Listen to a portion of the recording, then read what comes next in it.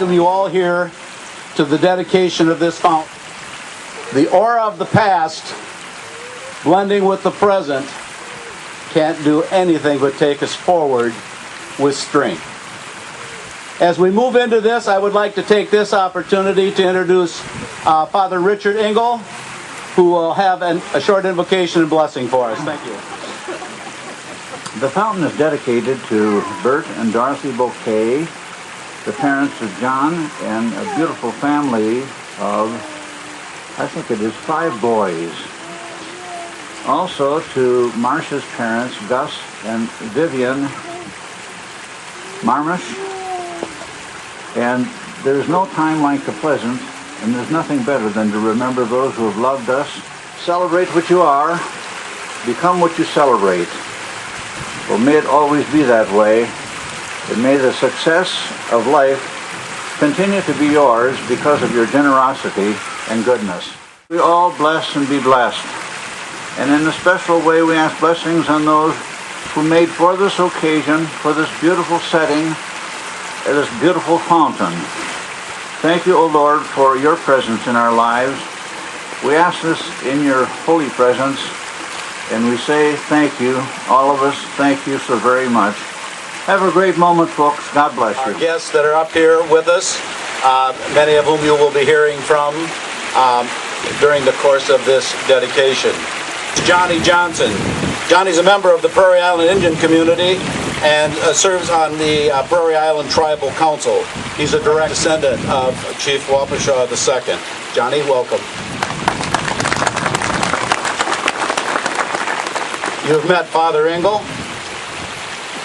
Next to Father Engel are John and Marcia Bouquet, basically the heart and the drive of that of which we are here to dedicate today. Next to them are Joanne Bird and her husband Gordon. Joanne is an artist and a sculptor and is responsible for what you see standing there.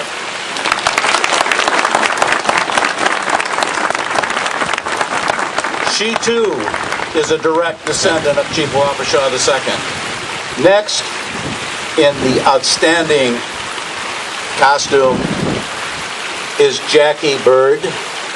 Jackie is the daughter of Joanne, and she will honor us with 2 songs, at least 2 songs of honor today. She too, obviously, a direct descendant. Jackie? And as always, it's a pleasure to welcome back Hereditary Chief Ernest Wapahasha VI and his wife, Ramel.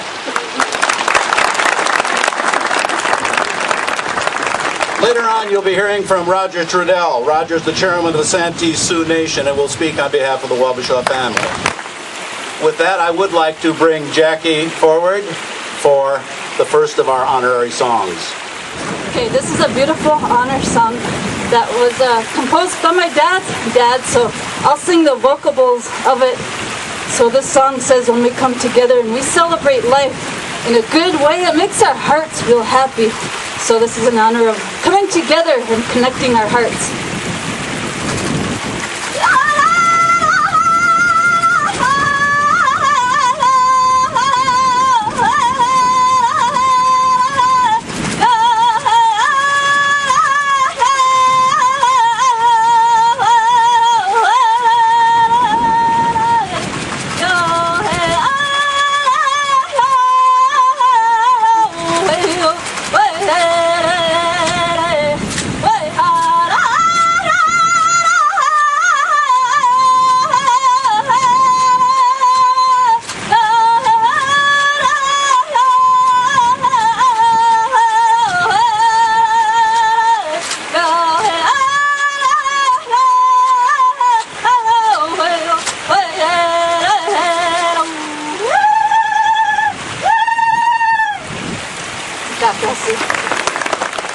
And sometimes you're just put in situations by luck that you stand back and you say, I'm very thankful to have been a part of it. This is one of them. I'd like to read a brief letter here that we received. This was to John Meesh, Mayor of the City of Wapahasha. Dear Mayor Meesh and distinguished guests, Congratulations on the dedication of the fountain and the statue of Cheif Wapahasha II, which is located on the banks of the Mississippi River next to the National Eagle Center. I am sorry I'm not able to attend such a wonderful ceremony. The addition of this beautiful, locally designed statue to downtown Wabasha on the National Eagle Center campus is yet another reason why Wabasha is a regional and a national destination for those who are eager to experience the peaceful Mississippi Bluff landscape while learning about eagles and conservation.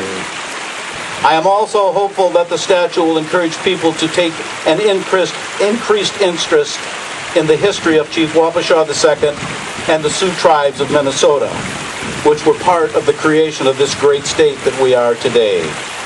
Again, congratulations on this achievement. Sincerely, Al Franken, United States Senate.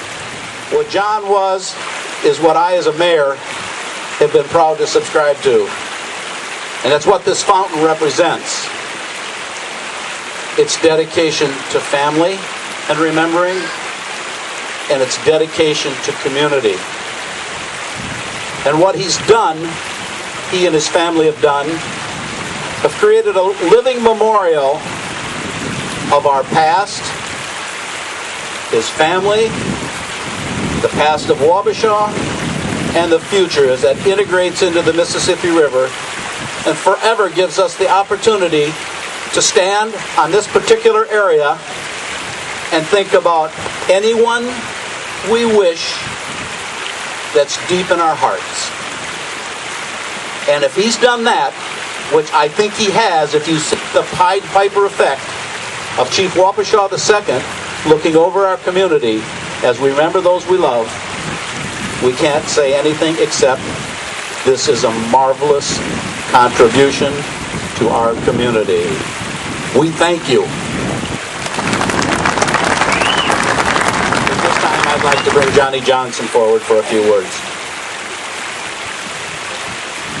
On behalf of the Prairie Island Tribal Council and the entire Prairie Island Indian community, we want to thank you for inviting us to take part in this important event. It's truly an honor. I would like to take a moment to recognize all the people who have been involved in creating the Cheif Wapahasha II sculpture.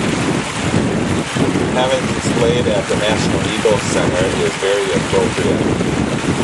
My tribe, the Washington Dakota, those who were born of the water, have lived on Prairie Island for countless generations. This beautiful land on the shores of the Mississippi River is a spiritual place for our tribe.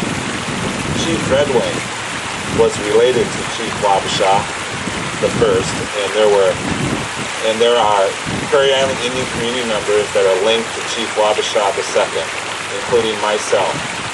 My grandmother, Julia Wapahasha, was a daughter to Cheif Wapahasha II. Family ties are of great importance to our culture, carrying family names and history to the next generation. This is a memorable day here to see Cheif Wapahasha II return to the banks of the Mississippi River with the sacred eagle soaring overhead. This sculpture will represent an important piece of history with ties to the Prairie Island Dakota community for further generations to see. Thank you very much. At this time, I'd like to call forward Roger Trudell. Roger is the chairman of the Santee Sioux Nation. He'll be speaking on behalf of the Wapahasha family. Roger? My name is Roger Trudell of the Downston. I'm the chairman of the Santee Sioux Nation, and I'm quite honored to speak on behalf of Ernest Wapahasha, his family, hereditary chief of the Wakantoon Oyate. Where I come from, we are the Wakantoon and Wapekute Oyate. We are the direct descendants of those individuals that were imprisoned and removed from the state of Minnesota. I'm quite thinking of the proper term, I guess, of the spirituality of what is taking place at this time today. Whatever reason that brought all of us together, heart in memory of the fountain and the memory of relatives that have gone on, relatives of ours that have gone on. This magnificent piece of artwork, this statue of Wapahasha dude. The coincidence, and it can't really truly say coincidence, but the spirituality of this being the home of an eagle that is blinded in the left eye, as well as our Cheif Wapahasha. So as you merge those thoughts together, realize this is just a truly spiritual, significant time for us, as all of us. The Wapahasha family has dedicated many, many hours to keeping our culture and keeping our history alive within the state of Minnesota. Ernest has spent many countless hours traveling back and forth between the communities, being out in front of the people, the public, to preserve a way of life that we had many years ago. Although we can't live that life at this time, the memories of that life to take forward as we move forward as a people has been significant to all of us, not only the tribal members and the tribal communities in Minnesota, but also to us who now live in Nebraska, by the way, where it's much warmer. About froze to death over here. It's about like 90-some degrees a week or two ago at home, and the humidity is about 95, combined together about 100 and something. So this is a significant change in a few days. But on behalf of Ernest, his family, I want to take the opportunity to thank the community of Wapahasha, the National Eagle Center, Joanne for her masterful work here. It's really, truly a art that will stand probably forever, and people will remember forever.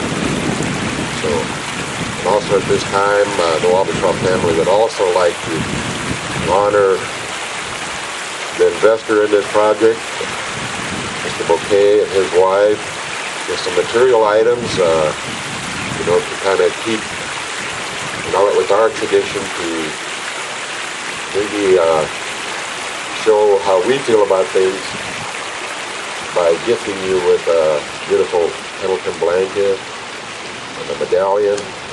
So.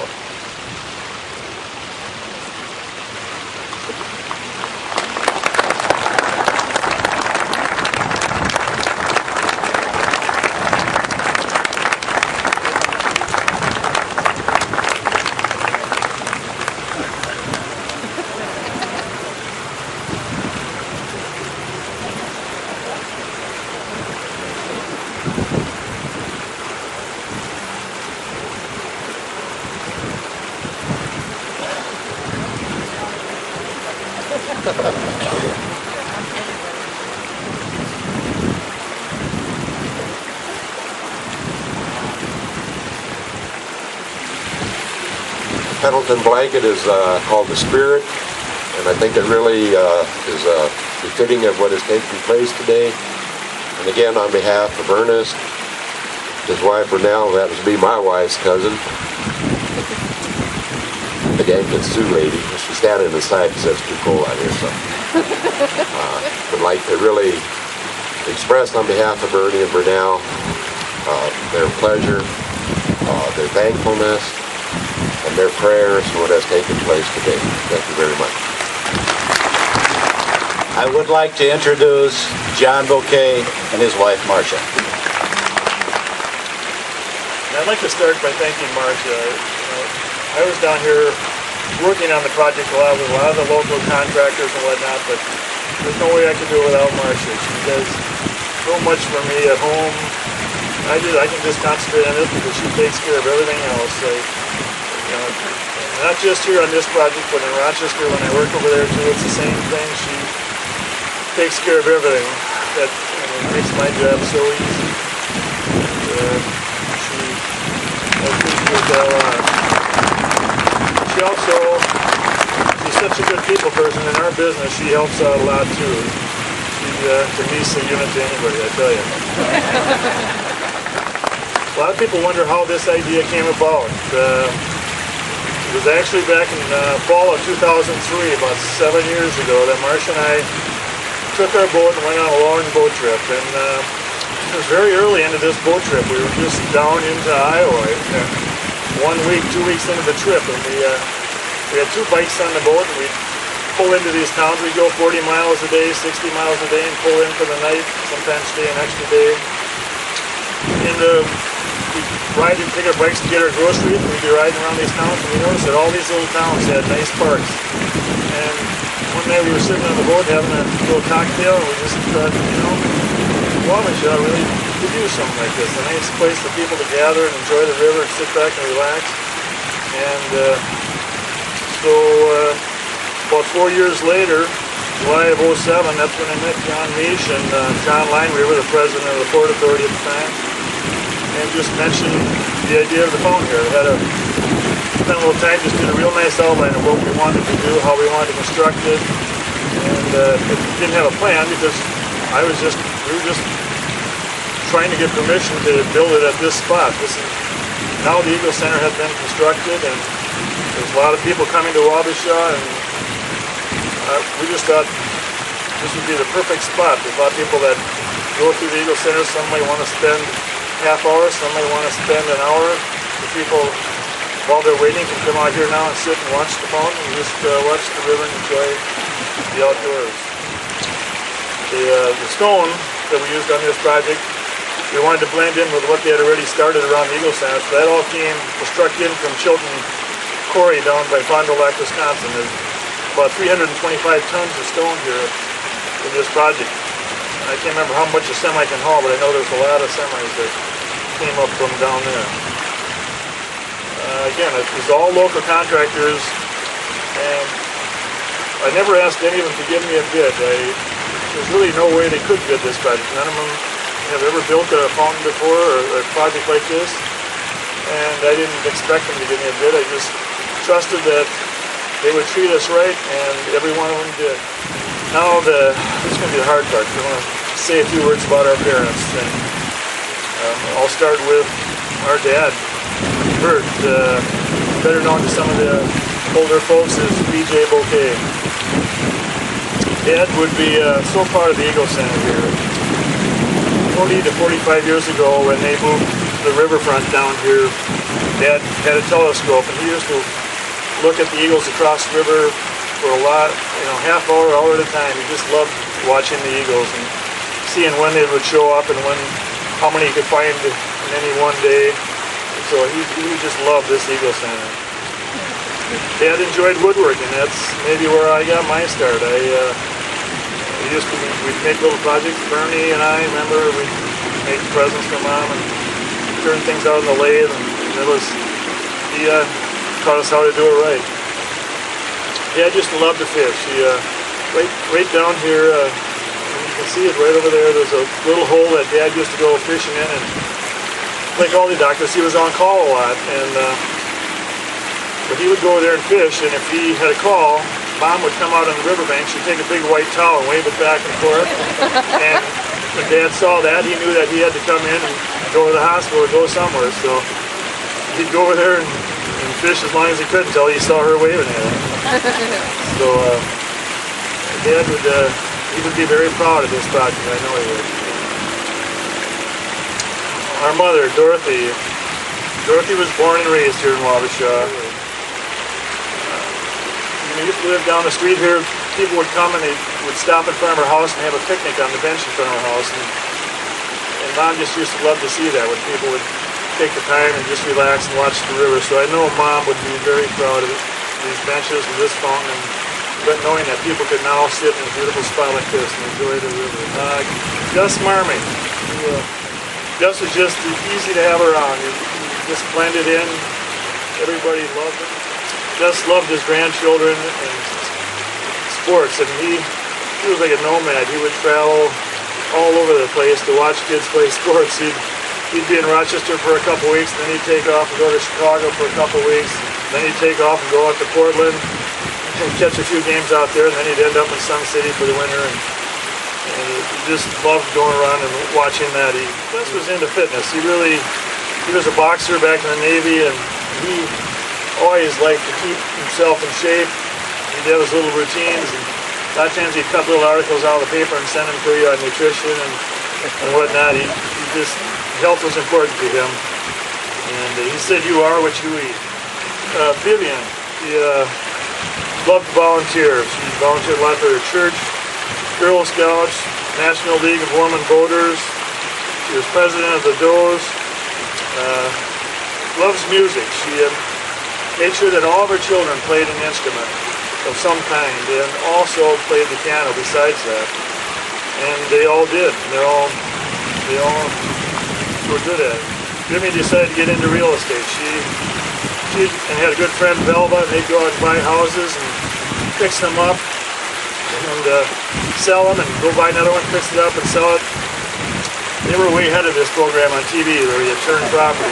They were doing it 40, 50 years ago. Vivian also claims responsibility for getting Marcia and I together. There's a few other people that claim that same thing, but for today it's Vivian.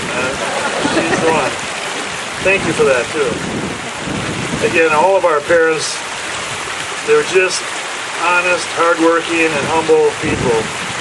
They enjoyed the simple things in life, and we should all just try to follow them, because it was a great example for all of us. It feels so good for both Marcia and I to build this project, for all that they did for us. Our parents, I know Vivian loves the fountain, and I know all of our parents would love seeing people enjoying this setting.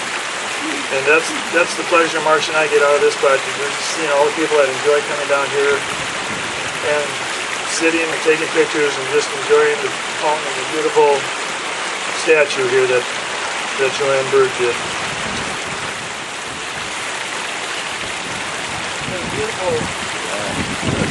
Beautiful plaque here that says, "We dedicate this fountain park in loving memory of Dr. Bert and Dorothy Bouquet, Gus and Vivian Marmage." And well, there's a lot of good parents out there. So the saying right below that here says, "And to all parents who bring the best of the past into the future." A gift to the City of Wapahasha, September 18th, 2010, John and Marcia Bouquet.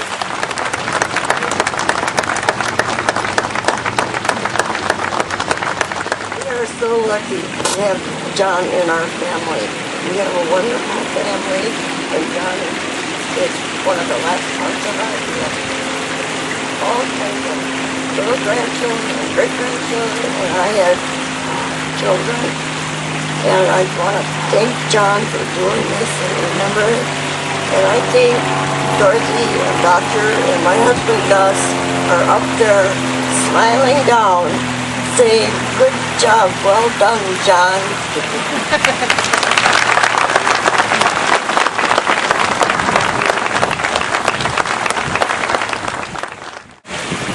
Like a lot of people in Wapahasha, just didn't know a lot about Cheif Wapahasha, and I always, when the City of Wapahasha was named after him, the county was named after him. There's a lot of streets named after Wapahasha. There was the Wapahasha Bridge up in the cities. For me, the more I read and the more I get to know it, the more interesting it gets. And with this new Eagle Center here, I just thought it would be a great way to bring, Cheif Wapahasha and that history into Wapahasha for the people that are coming to visit here. And it's the crowning jewel of the whole project, the statue here. Right now, a lot of people have come. There's tons of nice comments, but I know people aren't always sure who they're looking at. So we have a nice plaque that's going to go right by the statue here. This one says Wapahasha II, the Leaf, 1760s to 1836. Acknowledging Joanne, the sculptor, Joanne Bird, Brookings, South Dakota, and she is a Wapahasha descendant. This will get mounted right up here by the statue.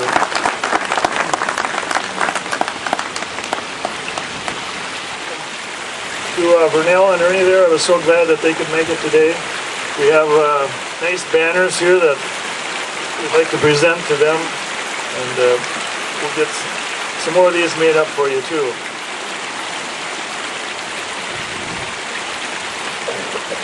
These are the flags that Wapahsha displays on their flagpoles around town. They're very proud to display those flags.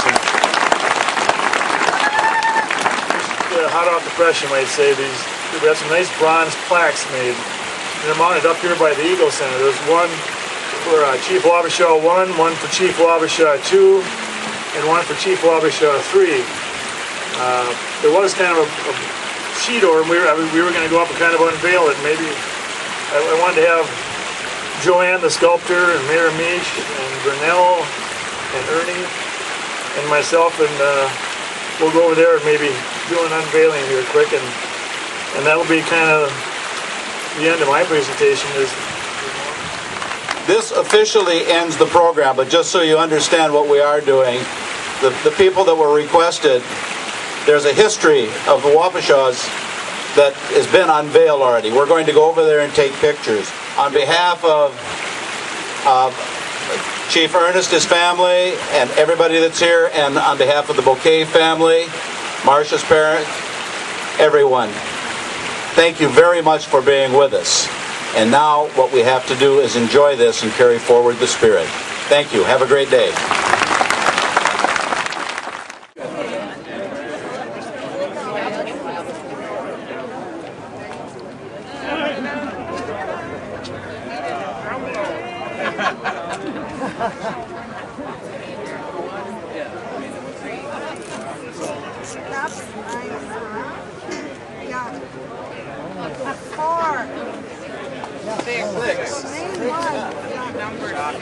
Oh gosh. It's an honor to know you all. What a thing. Smile, Marcia. Okay. Okay. All right.